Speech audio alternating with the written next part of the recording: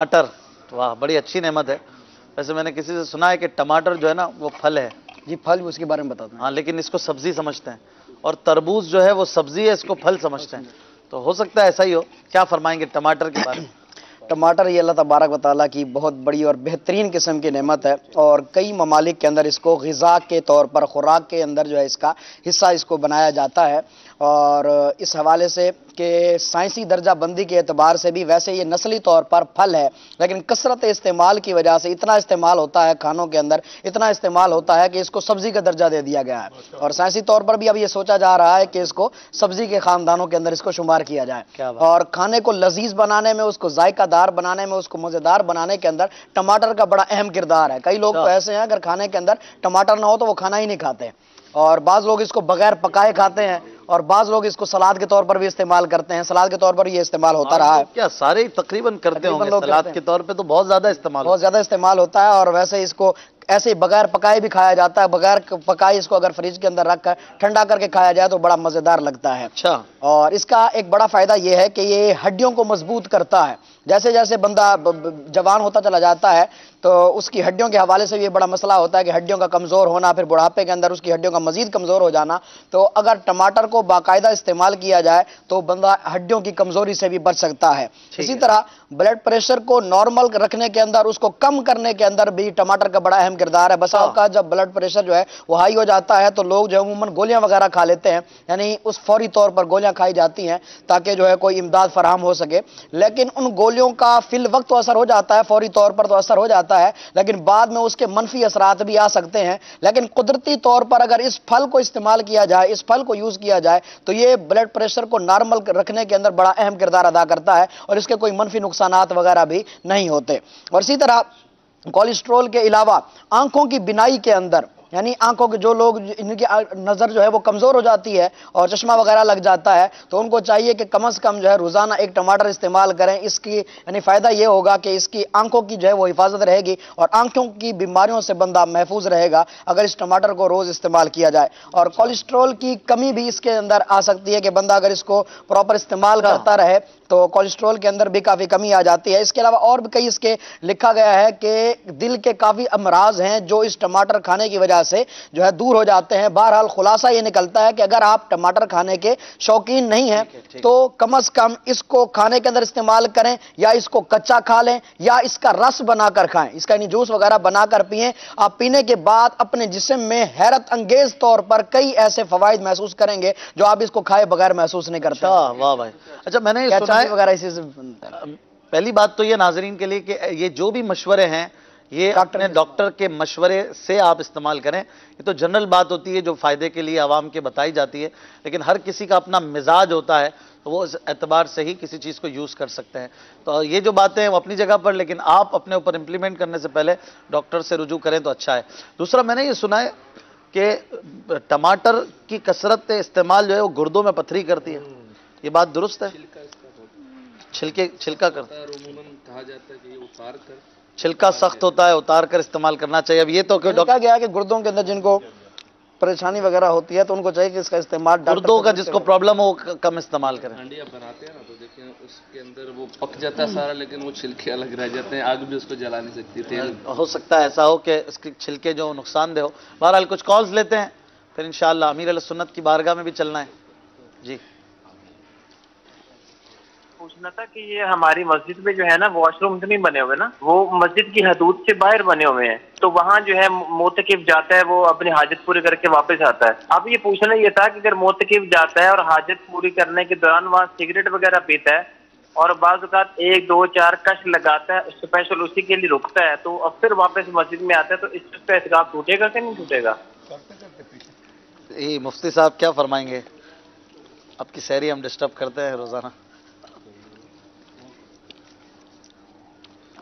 Washroom में पेशाब के लिए तो खारिज मस्जिद जा सकता है ना, लेकिन सिगरेट के लिए जो ये हाजात हैं इसके लिए खारिज मस्जिद में जाना,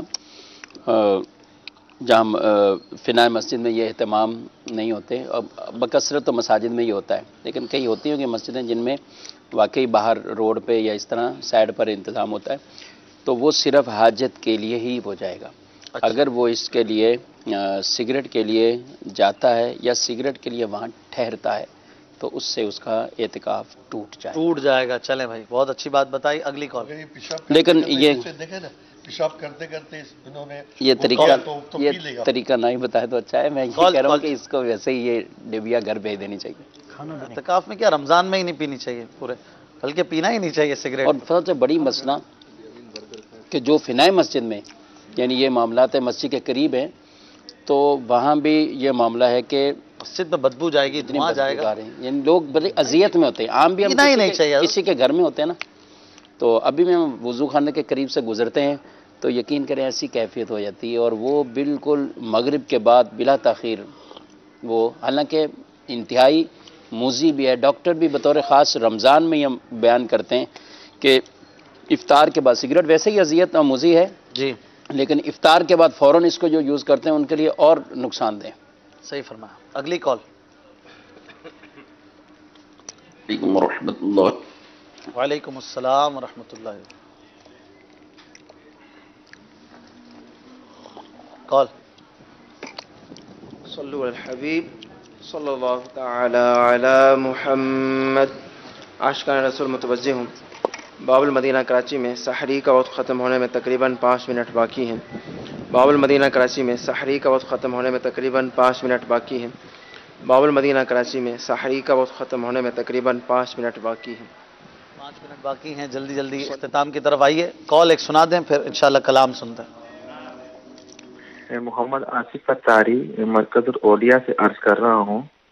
پکچر کے حوالے سے گزارش یہ ہے کہ جب کوئی بھی کام کیا جاتا ہے سب لوگ ایک ہی کام کر رہے ہوتے ہیں، تو اگر ہم اپنے کام کو تھوڑی سی محنت کر کے اس کو اچھے طریقے کے ساتھ مینیج کر کے چلیں گے تو اس کے لیے ہمیں کام کرنے میں آسانی ہو جائے گی. بالکل بہت اچھی بات کی ہے. مدنی چینل کے ناظرین پکچر بھی آپ نے دیکھی ماشاءاللہ، مسائل بھی سیکھے، شفاعت پر بھی آج کافی مدنی پھول ملے ہیں. امیر علیہ سنت کی طرف بھی بڑھنا ہے کچھ دیر میں انشاءاللہ. 1-2 شعر نعت شریف کے ہو جائیں اختتام پر. جی صلو علی الحبیب صلی اللہ تعالی علی محمد. تنم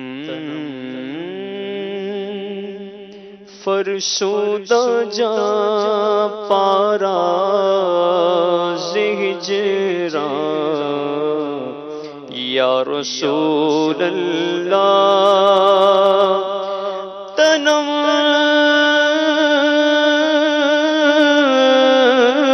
فرسودہ جا پارا ہجران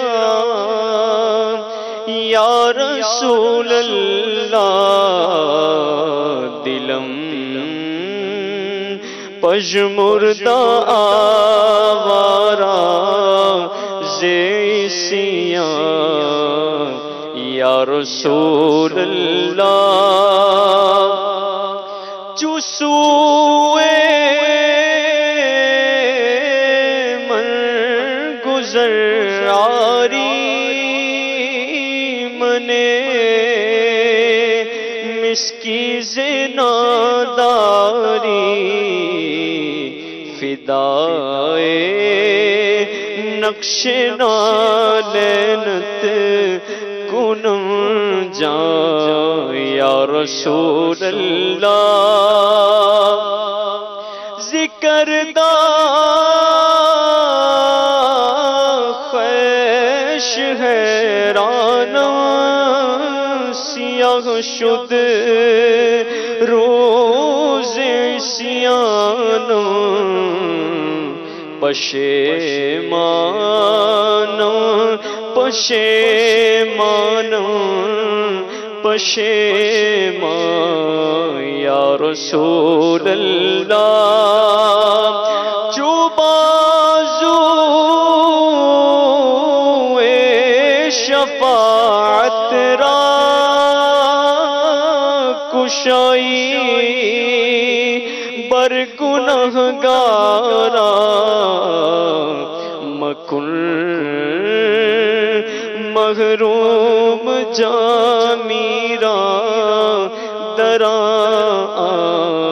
یا رسول اللہ. دلم پژمردہ وارا زیسیاں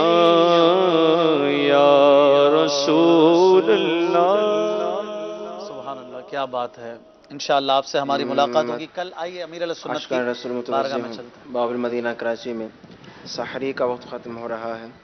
اذان کا انتظار کیے بغیر کھانا پینا بند کر دیجیے، کیونکہ اذان سحری کا وقت ختم ہونے کے لیے نہیں بلکہ نماز فجر کے لیے دی جاتی ہے. باب المدینہ کراچی میں سحری کا وقت ختم ہو رہا ہے. اذان کا انتظار کیے بغیر کھانا پینا بند کر دیجیے، کیونکہ اذان سحری کا وقت ختم ہونے کے لیے نہیں بلکہ نماز فجر کے لیے دی جاتی ہے.